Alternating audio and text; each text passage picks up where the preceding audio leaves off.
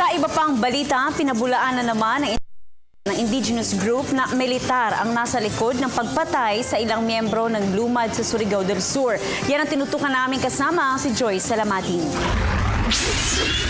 Itinanggi ng ilang miyembro ng Indigenous Peoples Economic Union na militar ang nagpakana sa pagpatay sa 3 lumad noong Setyembre 1 sa Maylianga, Surigao del Sur. Ayon sa chairman nito na si Sultan Julius Mabandos, ang insidente ay resulta ng labanan sa pagitan ng mga lumad at mga NPA lumads na sinusuportahan ng CPP-NPA.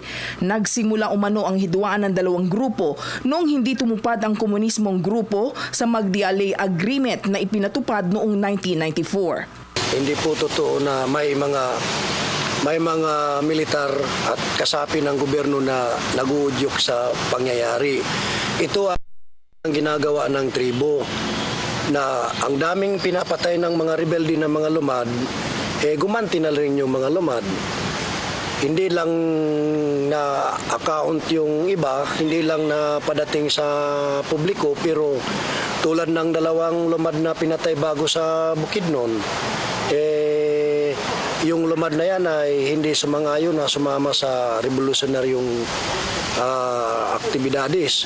Kaya nga pinapatay nila.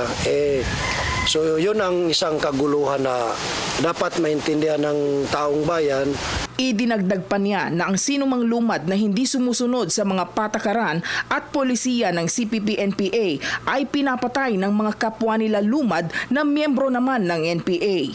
Binigyan diin ni Mabandos na ang puwersa ng militar sa Sur ay walang kinalaman sa mga pagpatay at sa halip ay sila pang nangangasiwa at tumutulong sa mga indigenous peoples na makamtan ang kapayapaan sa nasabing lugar. Sa ngalan ni Daisy Jane Apit ng PIA Caraga Region, Joyce Salamatin, Telebisyon ng Bayan.